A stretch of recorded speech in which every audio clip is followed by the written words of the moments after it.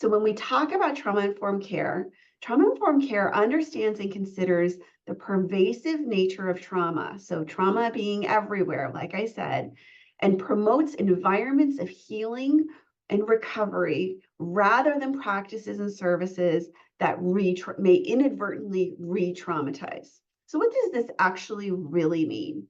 So the Substance Abuse and Mental Health Services Administration, which many of you are likely familiar with and may even have funding from, have really taken the lead at the federal level on thinking about what it means to have a trauma-informed approach. And they've been doing this work for the last 15 years.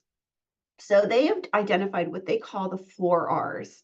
And so we're going to walk through those 4 Rs because that really is what I see as kind of the baseline of knowledge that we need to understand in order to be trauma informed. So the first R is what they call realization. So all people at all levels of the organization or system have a basic realization about trauma and understand how trauma can affect families, groups, organizations, and communities, as well as individuals. So we understand that this is there, and we have the training to understand how it also impacts our families.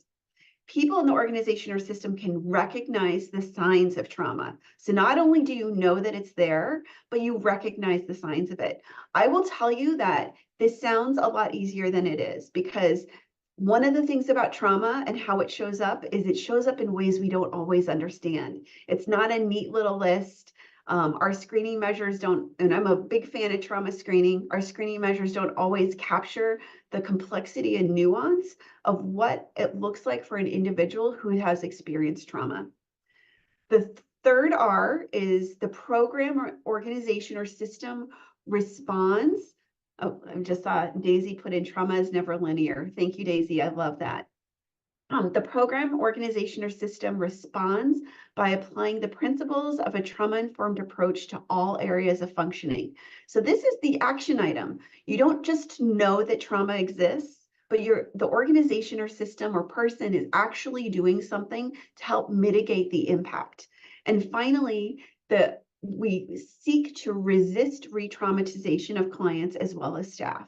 So when we first started this conversation about trauma-informed care, back in 2001 really is where it started coming from, the conversation was so much about the clients that we serve and why it's so important to have a trauma-informed approach when we're working in organizations, because we understand that our clients and families have experienced trauma and that affects how they see the world, as I've said. But one of the things I really want to highlight is that we are also part of this as the workforce. The reality is a lot of folks come into this work because you've had your own experience and you want to give back. You've had a healing experience, you want to give back. And so being trauma informed for you as part of the workforce is just as important, if not more important, than it is in serving our families. Because often when we don't have that experience in the organization ourselves, it is really hard to provide that experience for the families that we serve. So this is about the whole system. So I loved this. Trauma Informed Oregon has done a lot of work in this space, and they've put together this great kind of visual representation of really thinking about the foundation of trauma-informed care. So, as they say, trauma-informed care recognizes that traumatic experiences terrify, overwhelm, and violate the individual. And trauma-informed care itself is a commitment not to repeat these experiences in whatever way possible to restore a sense of safety, power, and worth. So they think of the foundation as a commitment to awareness. So we saw that in the 4 Rs. And they also add a piece about understanding the impact of historical trauma and oppression. And there is no world in which we can talk about trauma-informed care without talking about the impact of historical trauma, racial justice, and oppression. So agencies that demonstrate trauma-informed care with policies, procedures, and practices that first create a safe context through physical safety, creating trustworthiness, clear and consistent boundaries, transparency, predictability, and choice. They also restore power through choice empowerment, using a strengths perspective, and skill building. And finally, build self-worth through relationship, respect, compassion, acceptance and non-judgment, mutuality, and collaboration. So when SAMHSA really started articulating the 4 Rs of a trauma-informed approach, they developed these kind of 6 principles.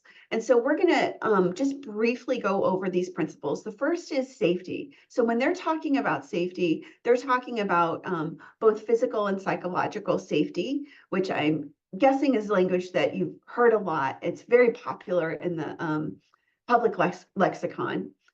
Developing trust and transparency. So being honest with clients about what you can do and not do.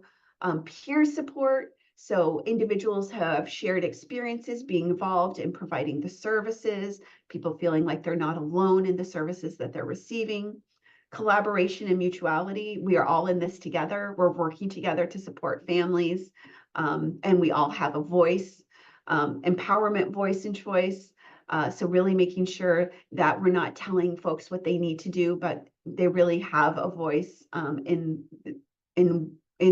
what happens for them, as well as talking about cultural, historical, and gender issues.